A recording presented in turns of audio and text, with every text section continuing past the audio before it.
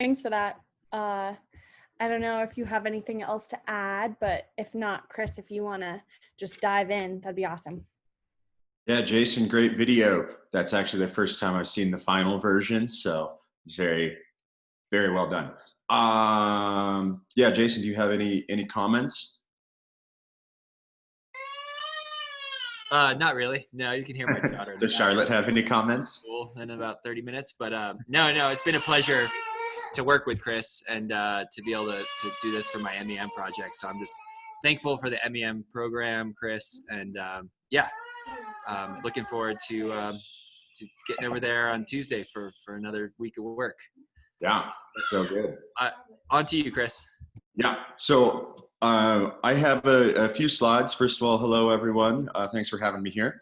And I got a few slides, and then I thought I'd just walk my laptop around the factory and do a quick factory tour, and hopefully that won't make people seasick. So share screen function.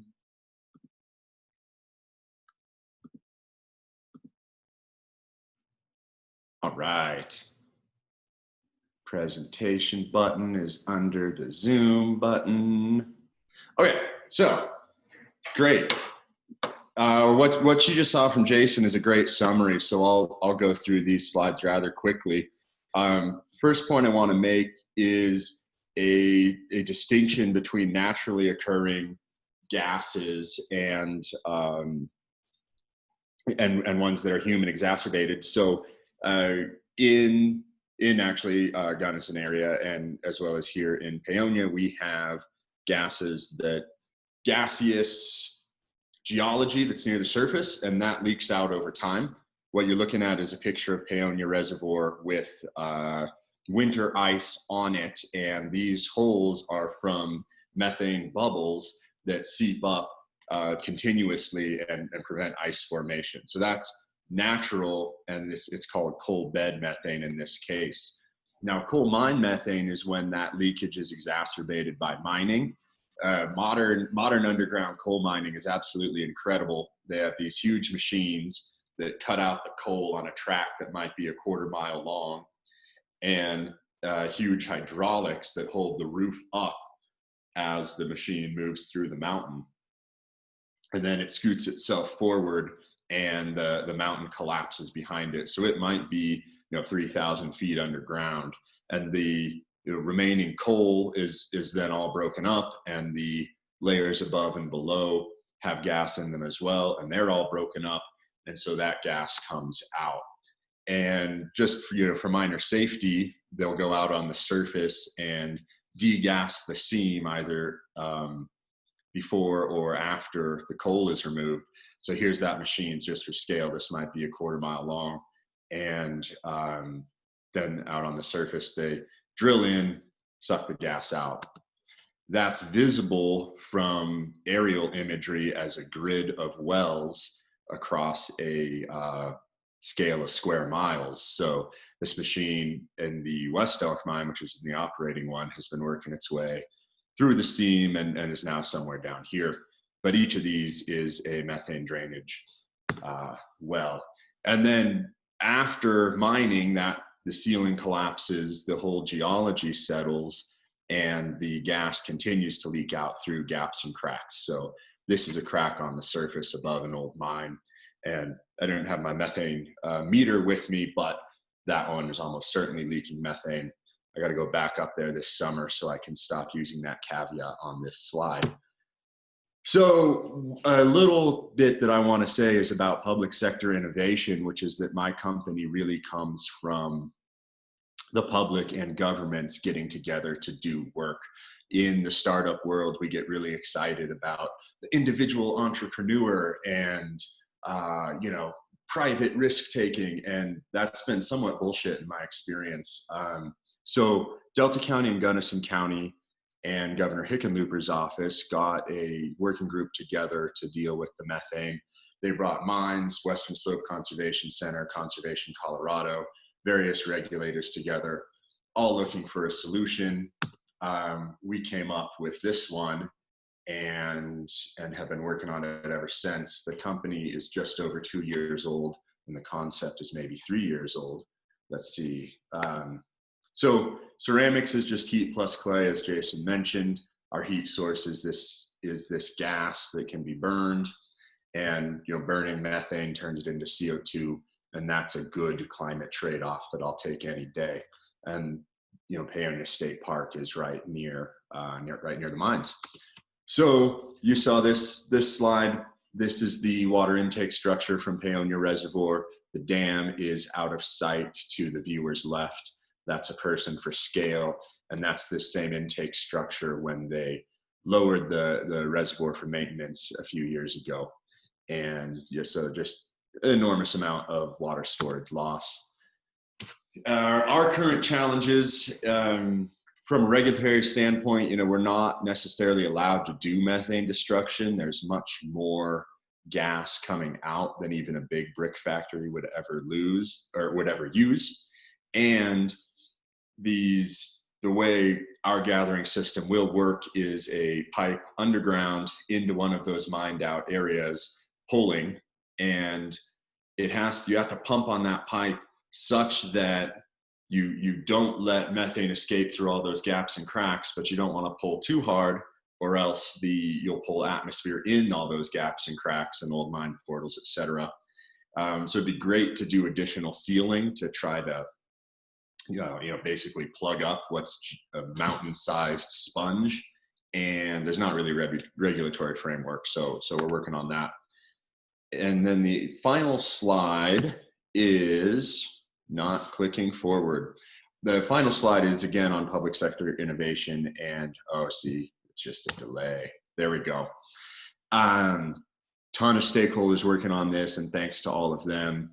Gunnison Basin Roundtable, Colorado Water Conservation Board, local water stakeholders, Bureau of Reclamation, and the State Department of Reclamation, Mining, and Safety. Not because we are dealing with coal mines, but because our mud pit in the reservoir is technically a sand and gravel pit, which is permitted as a mine. We've also received funding from the state of Colorado, DOLA, CWCB, Delta County, Gunnison County, Gunnison Basin Roundtable.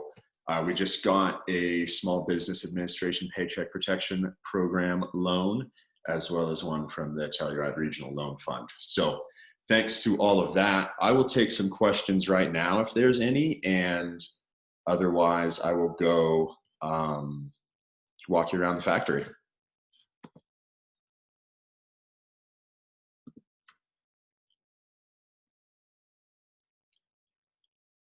It doesn't look like there's any questions in the chat right now, but if you want to show us around the factory, I could jump in if any. Oh, there's one.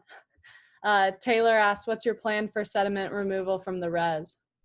So we're going to drive down the boat ramp during low water, and the reservoir has low water every summer because it is designed entirely as storage for farms. So they bring it all the way up in the spring, all the way down in the summer, and by early fall, those alluvial plateaus are sufficiently dry that we can operate an excavator on there. So basically, we'll drive down the boat ramp, try not to smash too many willows because that may or may not be a federally protected wetland, and then scoop up some mud, put it in a 10 cubic yard truck or a 20 cubic yard dump truck, and drive it down to Montrose, which is where I am now. So Dr. Sullen asked, "Is 5 billion bricks a lot?" 5 billion bricks is a lot. The largest brick factory in the United States maybe makes 70 million a year, and it's outside of Houston or some huge metro area. So we'll never be that big, and we will not be the entire solution for this sedimentation problem. We need to find a way to get that mud downstream, preferably all the way to the delta with some water with it so we can restore that ecosystem. But that's a challenge for another time. So we have a big mud pile outside, which I won't show you, but imagine a big mud pile. And the first thing that happens is we mix that up with the grog that Jason's video talked about, and we put it through this machine, which is an extruder. This extruder has a mixing shaft in here with a bunch of blades in it, which is why it says Peligro And that comes through here, through this constriction point. We then pull vacuum on the clay to pull all the air out, to lower the porosity and increase the final strength. So this red hose is a vacuum hose, and then this chamber is a vacuum chamber. Now down here, coming off of this red shaft, is an auger screw, which is a 10-inch diameter stainless steel screw, and you can see the end of it there. And that pushes the clay out. And Jason, you'll appreciate this. We have it partially disassembled because we blew a fuse yesterday. We found out what happens when you run clay that's too dry through. So anyway, the clay was too dry, blew a fuse, that's fine.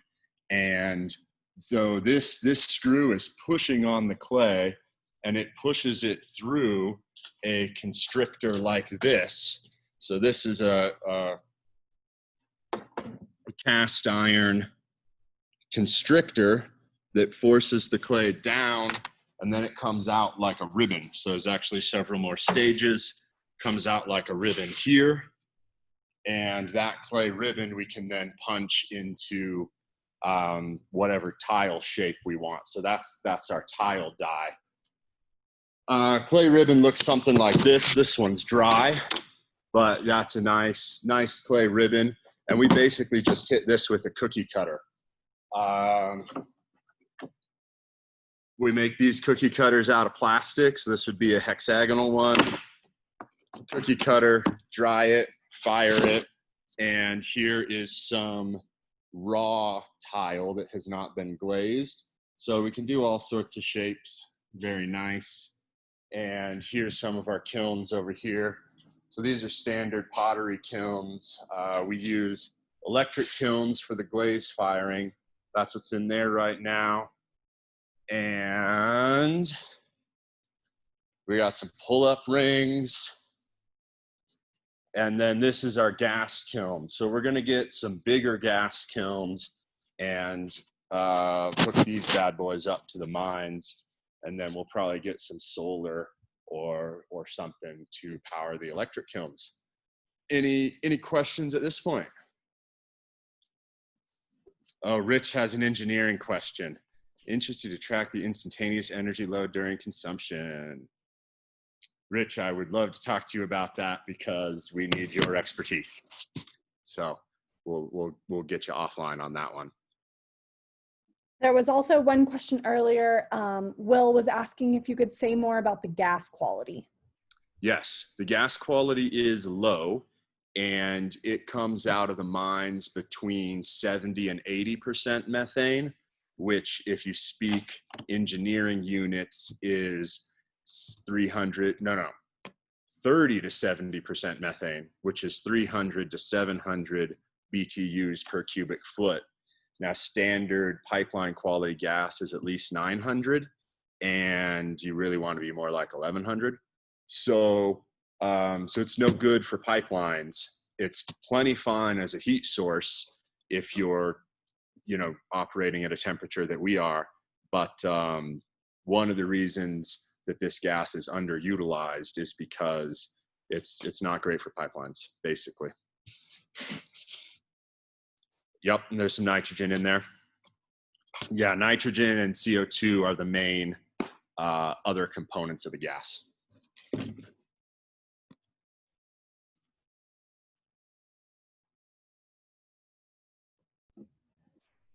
Zach Dutra just asked, how many employees do you have? How many do you anticipate in the future?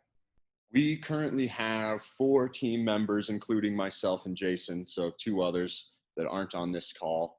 And if we build a big brick factory, which would entail spending like $10 million, which would be great. If we can spend $10 million on facilities over the next several years, then we'll get up to 40 or 50 employees, which would be great. Now, it's not a full replacement for the mines, because they've lost hundreds. So we're, again, just a small part of a solution to a big problem.